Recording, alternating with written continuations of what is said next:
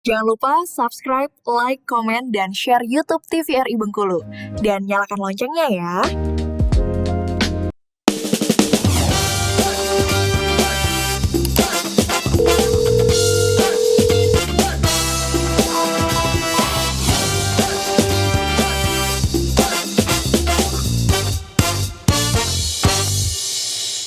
Halo pemirsa, kembali lagi di Dokter Kito bersama Kita Sehat. Tentunya hari ini bersama saya Viva Manca yang akan menemani pemirsa dalam 1 jam ke depan tentunya untuk berbincang-bincang terkait kesehatan tentunya. Dan kami informasikan kepada pemirsa di rumah untuk mendapatkan informasi terkait program-program TVRI Bengkulu bisa didapatkan di sosial media kita dan juga akan ada tayangan ulang di YouTube channel kita TVRI Bengkulu. Baik pemirsa, tentunya hari ini kita akan mengangkat tema yaitu radang amandel pada anak-anak, dan untuk itu kita akan berdiskusi bersama Dokter Wenti. Halo dokter, dan juga Dokter Junia. Halo. Wow, senang sekali tentunya hari ini kita akan membahas terkait amandelnya nih pada anak-anak. Mungkin dari Dokter Wenti terlebih dahulu. Terkait amandel, sebenarnya amandel ini apa sih dok, dan seperti apa nih sebenarnya? Iya, jadi amandel itu kasusnya paling sering ya terjadi terutama pada anak-anak nih. Biasanya kalau lagi musim baru-baru masuk sekolah tuh biasanya mengeluh sakit tenggorokannya, serak, kemudian susah makan. Nah, baru nanti orang tuanya datang sama anaknya ke puskesmas mungkin atau ke klinik, dan ternyata pas diperiksa sama dokternya ternyata radang amandel. Jadi radang amandel itu adalah pembengkakan pada tonsil atau kita bilang bahasa medisnya namanya tonsilitis. Nah, itu di dalam tenggorokan kita ada namanya amandel tonsil. Nah, kalau terjadi infeksi atau proses infeksi ya baik dari virus ataupun bakterial, dia akan menyebabkan pembengkakan atau radang yang kita kenal dengan namanya radang amandel. Radang amandel. Nah, tapi nih dokter, ngomong-ngomong masalah amandel, apakah radang amandel dan amandel yang bisa dikatakan sudah di tahap memang harus dioperasi itu berbeda nih dokter? Radang ini tahapan awal, apakah memang itu sudah masuk ke amandelnya nih dokter?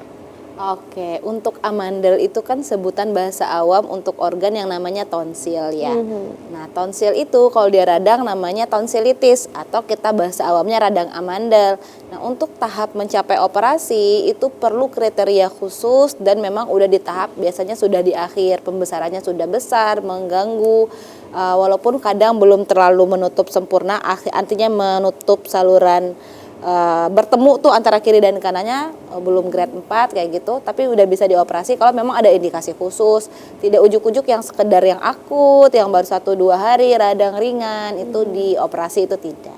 Berarti ada tahapan-tahapannya ya dok. Betul. Ya, dan juga akan ada konsul terhadap dokternya terlebih dahulu ya tentunya untuk memastikan tahapan di mana ini bisa dikatakan akut atau tidak juga ya dokter ya. Baik dokter, silakan dokter mungkin bisa lebih menjelaskan lebih dalam terkait radang amandel pada anak. Amandel pada anak ya, hari ini kita bahas spesifiknya pada anak karena kasusnya memang banyak nih kejadiannya pada anak. Walaupun tidak menutup pada remaja atau dewasa muda juga ada kejadian radang amandel ini ya. Oke, jadi apa sih amandel itu? Bahasa medisnya tonsil. Kalau dia radang jadi tonsilitis. Kalau amandel berarti radang amandel. Kalau amandelnya saja tidak radang, jadi dia memang udah ada di tubuh kita, begitu. Jadi amandel itu sendiri dia bentuknya 2 gumpalan. Oke, bentuk gumpalannya itu adalah jaringan limfoid yang terletak di bagian belakang tenggorokan. Makanya nanti keluhannya itu radang tenggorokan, sakit, nyeri menelan ya. Dia ada di kanan dan kiri. Fungsinya sebenarnya adalah pertahanan pertama bagi tubuh. Nah, pada anak-anak infeksi yang masuk itu awalnya dilawan oleh jaringan limfoid ini sebagai perlawanan sistem imunnya. Nah, karena pada anak kekebalannya itu masih dalam proses berkembang, biasanya lebih rentan radang. Oke. Kemudian faktor predisposisinya, artinya faktor resikonya ya, biasanya ada rangsangan kronik, artinya rangsangan yang berulang dan terus-menerus, baik berupa rokok, walaupun anak-anak nggak ngerokok, terkena asap rokok juga jadi salah satu faktor predisposisinya. Kemudian makanan, nah makanan yang gimana? Tidak semua makanan. Makanan yang terlalu manis atau menggunakan pemanis buatan sehingga dia mengiritasi tenggorokan sehingga ada radang, amandel juga ikut serta dalam perlawanan infeksi tersebut. Atau makanan yang terlalu asin, terlalu pedas, dan terlalu berminyak, seperti itu. Selanjutnya ada hygiene mulut yang buruk. Contoh hygiene mulut yang buruk ini pada anak-anak biasanya habis makan tidak menggosok gigi, atau ada infeksi pada gigi yang tidak diobati, kemudian dia bisa mempengaruhi hygiene mulut juga, seperti itu. Kemudian pengaruh cuaca nih, nah udara dingin, lembab, dan suhu yang berubah-ubah. Suhu yang berubah-ubah biasanya itu mempengaruhi terutama orang-orang yang ada alergik ya, dan memang sistem imunnya yang lemah sehingga pertahanan tubuhnya juga menjadi ikut melemah, seperti itu. Kemudian ada alergi. Alergi ini dia bisa memicu juga radang. Paling berat reaksi alergi kan bisa menimbulkan sesak ya. Oke. Itu udah yang berat. Paling ringan itu sekedar iritasi aja. Oke, iritasi di mukosanya. Salah satunya nanti misalnya di tenggorokan. Seperti itu bisa terjadi. Biasanya bukan yang akut, artinya yang sudah berulang, sering dan terus-menerus. Akhirnya bisa menimbulkan jadinya radang amandel ini. Setelah itu keadaan umum seperti kurang gizi nih dan kelelahan fisik. Ini menjadi faktor resiko untuk mudah terjadinya infeksi karena sistem imunnya yang menurun. Kemudian pengobatan tonsilitis akut yang tidak adekuat. Artinya kalau radang akut itu kita terinfeksi virus, bakteri biasa yang flu biasa pun ikut terjadi radang akut. Kemudian sistem imun tonsilnya itu melakukan pertahanan.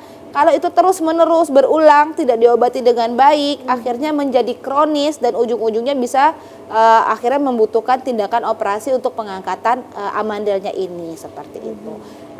Jadi baiknya memang di fase akut itu diobati sampai tuntas dan benar, sehingga tidak menjadi berulang dan kronis, sehingga kalau bisa tidak membutuhkan operasi di ujungnya, seperti itu.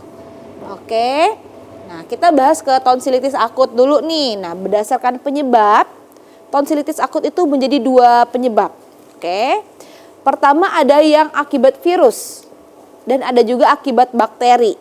Nah, ini kan banyak kasus yang terjadi nih, tapi banyak mitos yang berkembang juga begitu. Sebenarnya nanti kamu amandel kayak gitu. Memang sebenarnya amandel itu ada di tubuh kita dan itu memang tubuh kita butuhkan sebagai salah satu sistem pertahanan imun juga begitu. Tapi kalau dia radang yang berulang sampai nanti kalau dia berat itu ada kriptanya atau seperti ada nanahnya seperti itu ya. Itu barulah disebut dia radang baik akut maupun kronis. Tapi kalau sudah ada nanahnya biasanya kita bilangnya kronik. Tetapi kalau dia tidak terinfeksi kemudian tidak radang, itu memang normal ada di tubuh kita. Tonsil itu atau amandel itu ya. Untuk penyebabnya virus ada rhinovirus, adenovirus, respiratory syncytial virus. Yang 3 di atas ini kan penyebab flu ya rata-rata.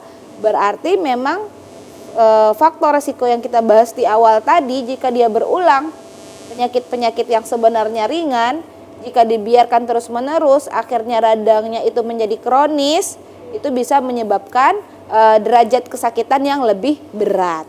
Oke. Ada coronavirus juga. Nah, ini yang keempat ya. Yang kelima ada HIV atau human immunodeficiency virus.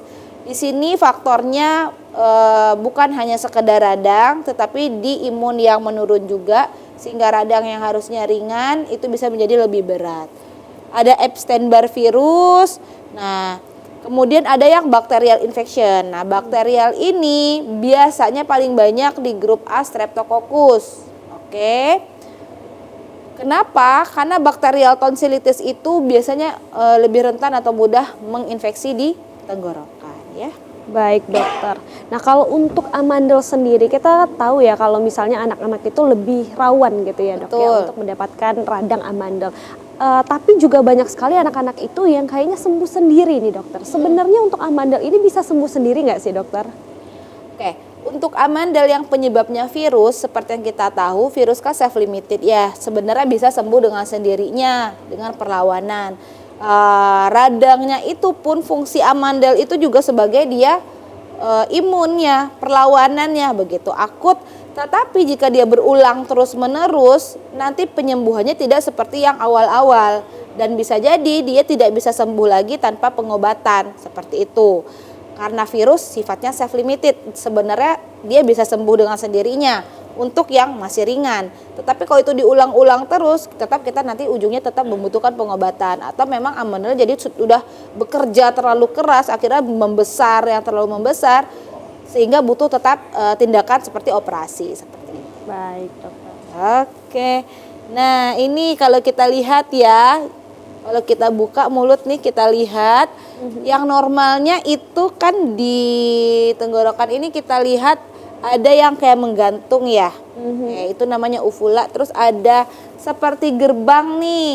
Nah di belakangnya itu ada tonsil kiri dan kanan. Normalnya kadang kalau kita membuka mulut yang lebar itu sedikit terlihat. Baik dokter, ini terlihat seperti apa dan perbedaannya sebenarnya seperti apa nanti ya dokter ya. Kita tahan dulu, nanti kita akan kembali lagi tetap di Dokter Kito. Udah masuk.